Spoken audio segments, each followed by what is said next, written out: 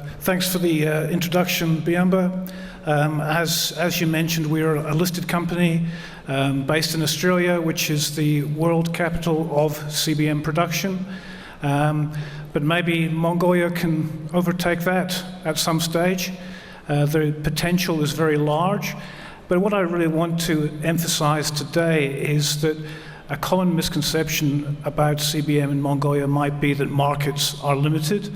And I want to point out that there are multiple market opportunities. This is an Australian disclaimer for listed companies. Okay, I'll go through quite quickly the first few slides as they are more relevant to an Australian investor audience, and then I can really concentrate on the multiple market aspect. But to give a quick summary, we have a coal bed methane or CBM production sharing contract.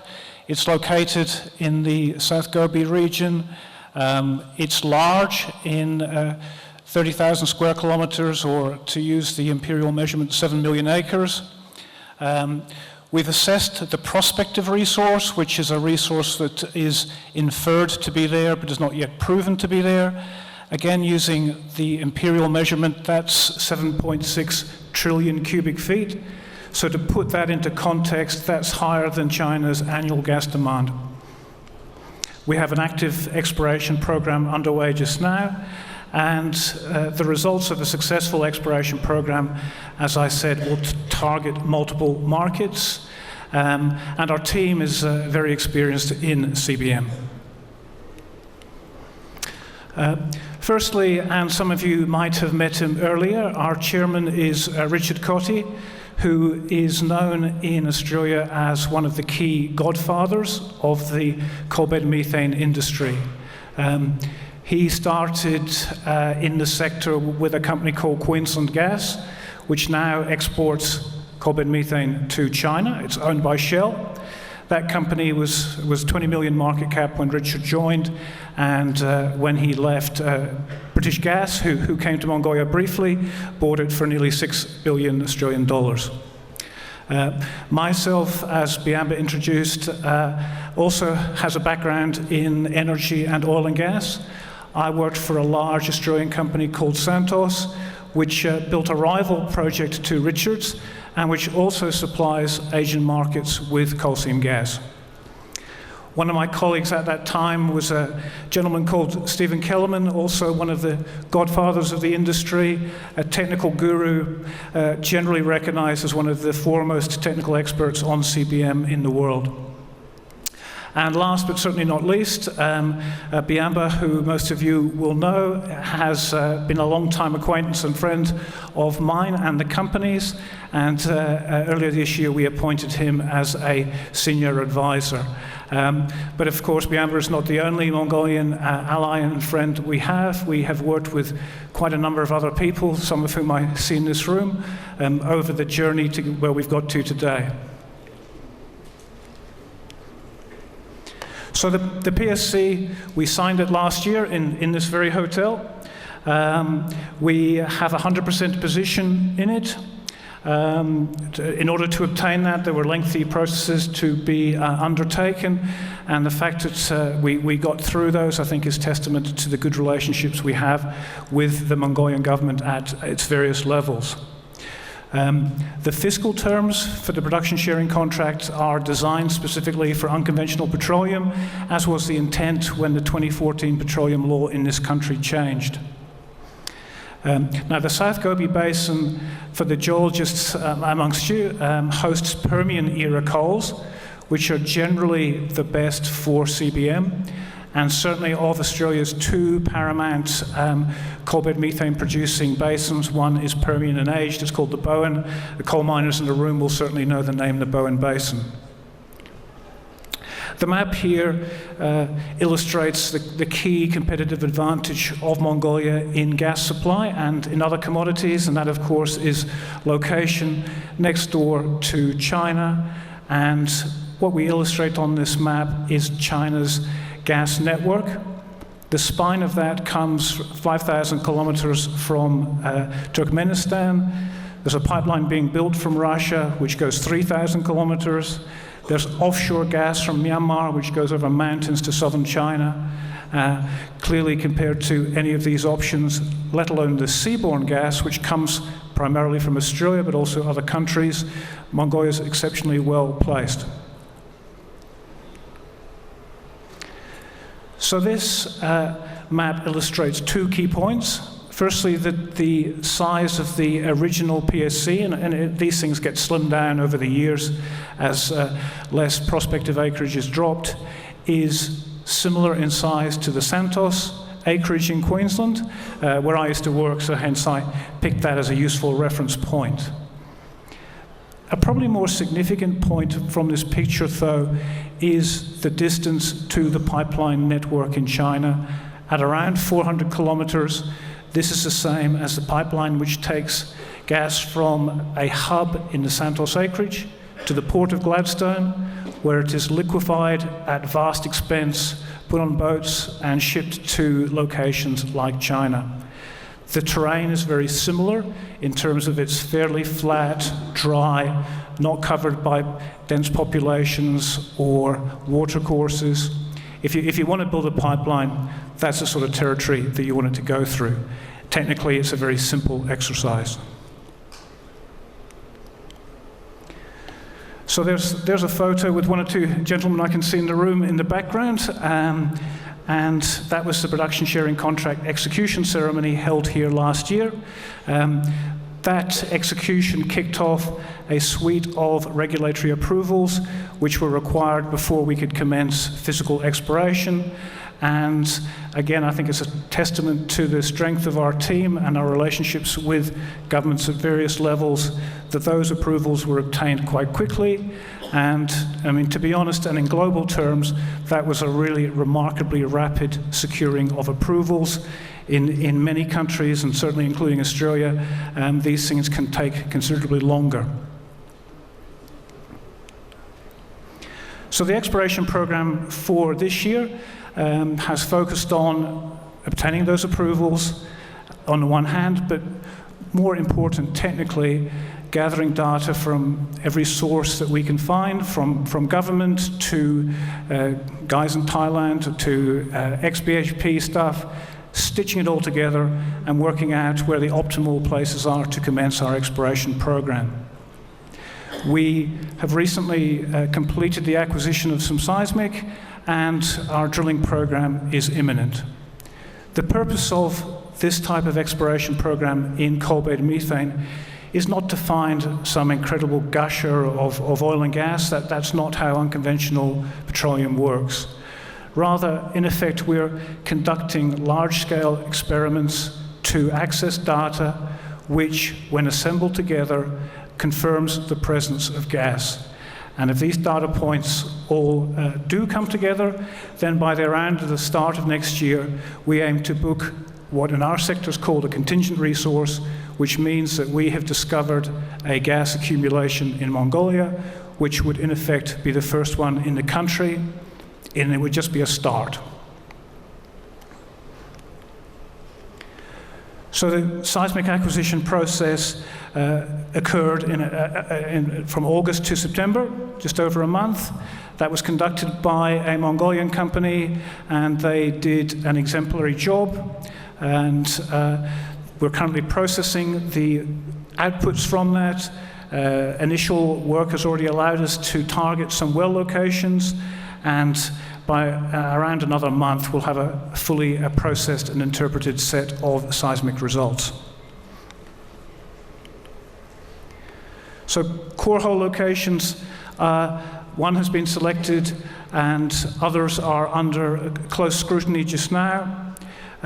Again, we are using a Mongolian contractor, Erdene Drilling, who have been very impressive in our dealings with them.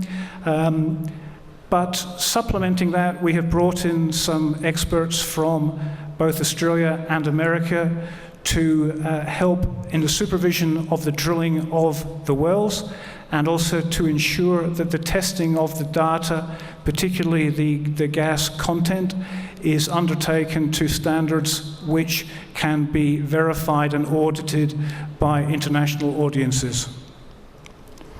Each well will take about 15 to 20 days. There'll be substantial coring in the process, and afterwards the wells will be remediated. So turning to markets, clearly Mongolia's proximity to China is its key strategic advantage. China is by far the largest importer of energy in the world, imports 10 million barrels of oil a day, imports substantial volumes of gas, and those factors are doing nothing but rise. However, in addition to that China story, which for an Australian audience is very understandable, we supply China with very similar commodities as Mongolia, but there are other material markets as well. So within our production sharing contract lies Mongolia's largest energy consumer, Oyo Tolgoi. Now, gas can be converted to electricity very readily. That's not been done in Mongolia to date because there's no gas, but gas is a common feedstock for electricity around the world, and the development of our CBM industry had very significant use of electricity markets as an addition to gas markets. The great thing about electricity is it's modular. You can build small power plants, large ones, very large ones. Now, gas and renewable energy are arguably symbiotic. Renewables are intermittent. Gas can firm them up. Now, I think most of you probably know that the South Gobi has incredibly good renewable resources, and the combination of the two would add value to both. Last point here is that large gas discoveries attract markets to them. If they're sufficiently low cost and have other features, then industry moves to where the gas is. So going back to China, there are various studies on this, but one authoritative report from Bernstein indicates that gas demand will increase by a factor of 3 in the next 15 years.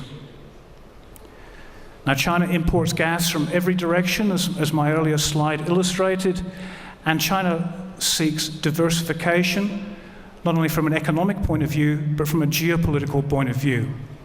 If I'm China and I face a choice of buying more gas from Russia, or gas from America, or gas from Mongolia, the last is going to be strongly favored. And of course, our PSC is located on the border and hence favorably disposed towards that Chinese market. Now, a key point to recognize about gas is it's very expensive to move. If you need to move it by a long-distance pipeline, then about half the delivered cost are the pipeline costs, and that's also true of delivering gas by boat. So therefore, if gas is located proximate to a market, the cost advantages are very significant. To put it into dollar terms, Australian gas lands in China at about $10. About 5 of that has to pay for the transportation. So Mongolia can fit a lot of headroom into that sort of economics in terms of resource quality, fiscal regime, and pricing negotiations. The picture here illustrates that gas demand is strongly correlated with economic wealth and growth. China's gas demand is tiny on a per capita basis compared to the likes of the US, and that is expected to do nothing other than rise. To put it in another context, the US consumes about 25 trillion cubic feet of gas a year. China consumes about 4 or 5. So gas to electricity, to expand upon the point in more detail, the PSC in the South Gobi region, to the uninitiated, seems to be in the middle of a desert where there's no infrastructure. But fortunately for us, that's not the case. A large-scale 220 kilovolt transmission line flows south from UB to effectively near OT and is largely empty. That transverses the production sharing contract area, and what that means is as and when gas is discovered, it can have a choice of markets with electricity being readily injected into a transmission network. Of course, as most of you know, OT currently sources electricity from China through a very large transmission line, And as and when that changes, that line is obviously there, its capital is sunk, and it provides also a market opportunity. The last point here, and it's a very significant one for those who live in Ulaanbaatar, is unfortunately it's the most heavily polluted capital city in the world during winter. It's obviously beautiful just now. A few months to come, it will not be as pleasant to breathe here. And gas-fired generation, even in the Gobi, gas doesn't need to be taken to UB. If electricity is taken to UB and displaces coal-fired electricity, then that reduces pollution here.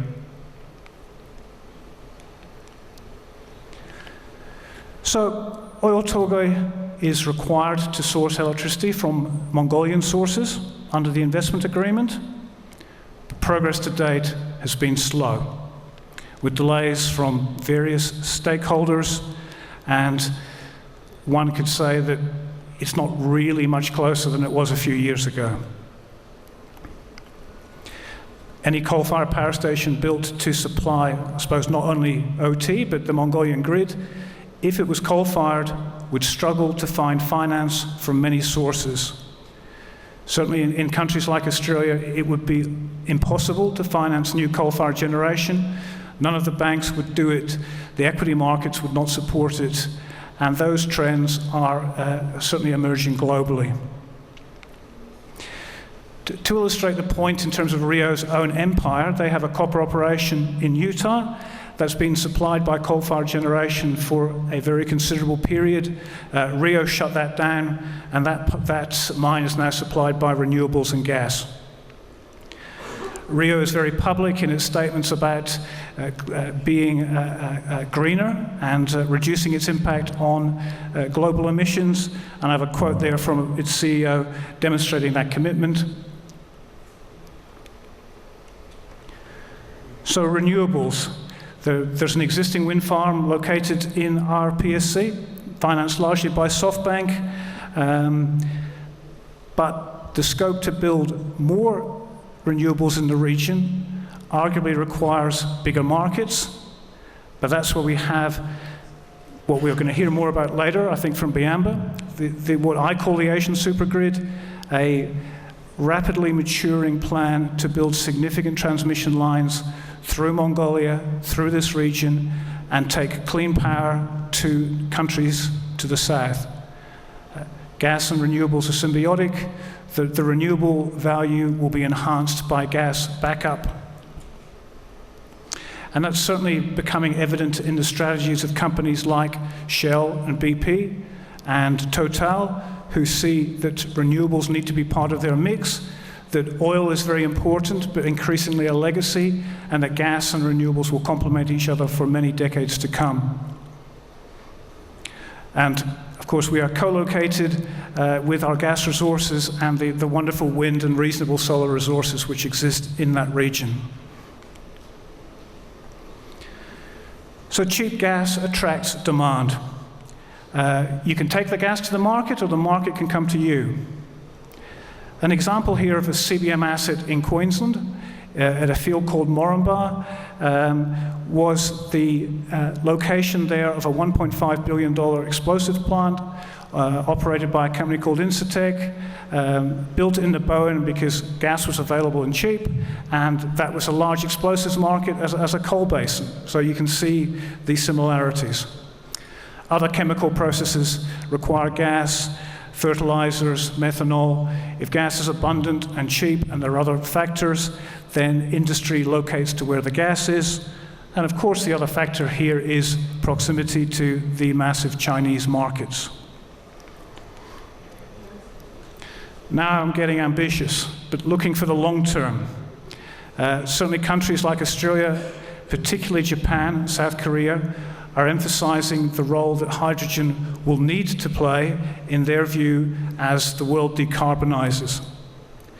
Now, for instance, to make steel and not emit CO2, coking coal will need to be replaced. The identified best replacement is hydrogen, and hydrogen is not available naturally, it needs to be created. And there's basically two ways to do that. Electrolysis from renewables, if it's to be green, or splitting CH4 methane molecules. delivering the hydrogen to markets and sequestering the resulting CO2 underground. Now, probably most of you don't know that CSG reservoirs, CBM reservoirs, are technically excellent hosts to store carbon dioxide permanently. There's quite a bit of work done on that in the States 10 or 20 years ago, and I'm sure that as the desire for clean steel builds up, there'll be significant research done into this, and coincidentally, a couple of days ago, Rio and Chinese steel mills signed an MOU to investigate greening the steel supply chain. Now, moving hydrogen is expensive. If you do it by boat, it's very expensive. If you do it by pipeline, the pipelines need to be of higher quality generally than methane pipelines. So again, Mongolia's location is a huge advantage in terms of reducing transportation costs. So this is just a quick highlight of our company. I'll just rush through it. We have 100% ownership of a PSC. It's located in Mongolia, which is not only a great and hospitable country to visit, but also an excellent location for supplying gas markets, particularly China. The resource potential is high. Exploration is early stage, but promising to date. Our relationships in the country are good. Our team is strong. We're undertaking work this year as a platform not only to deliver, if we're successful, at discovered gas accumulation, but also provide a foundation for further exploration over the years to come. Now, markets are multiple. It's not just China or nothing. Electricity has a significant role to play. Industrial demand, reducing pollution, supporting renewables, and in the long term, potentially supplying hydrogen. I have a few appendices here if anybody has backup, wants to read them. They are available on our website or as an ASX announcement. But I wanted to wrap up with a video that we prepared recently, which illustrates some key points about the nature of the country, the type of terrain that we see in the Gobi, the demand nodes which exist there, and so hopefully the technology will work and we can start the video. Thank you.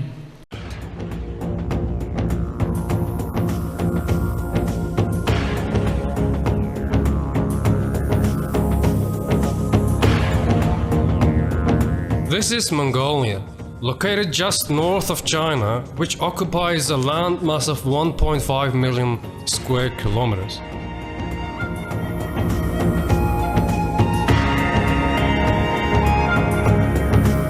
However, the population is only 3 million, around half of whom reside in the capital city, Ulaanbaatar. A former socialist system, the country is now a free market and a democracy. Over the last decade, the country has been successfully developing its mining and energy industries, which now represents more than 30% of its economy. Mongolia's location gives it strong competitive advantages to export to the massive and still rapidly growing Chinese economy. Major developments such as Taontolgor, Oyu-Tolgor, and the emerging Asian supergrid are bringing lots of investors' attention to the country, which the government strongly supports. Elixir, through its local company Golden Horde, has been working with the government to investigate the possibility of coal bed methane exploration in Mongolia since 2011. The government and the company signed a coal bed methane production sharing contract in 2018 over the Nomon 9 area in the South Gobi region. During the second half of 2019, our active exploration program includes shooting seismic and core hole drilling and testing. We aim to make Mongolia's first gas discovery by around year end. The production sharing contract with the government has a licensed area of 7 million acres or 28,000 square kilometers, equivalent to the territory of Belgium. Inside our PSC, but excluded therefrom, lies both Oyu-Tolgor and Taontolgor.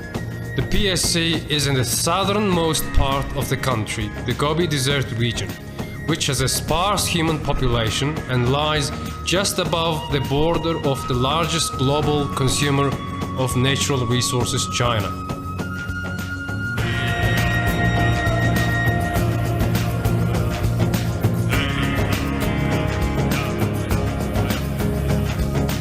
The traditional source of energy in Mongolia is primarily coal, which is producing a vast amount of pollution domestically. And at the same time, mega projects in the area are looking for a new, clean and reliable energy source. Those kinds of circumstances represent multiple potential markets for gas discovered in the PSC.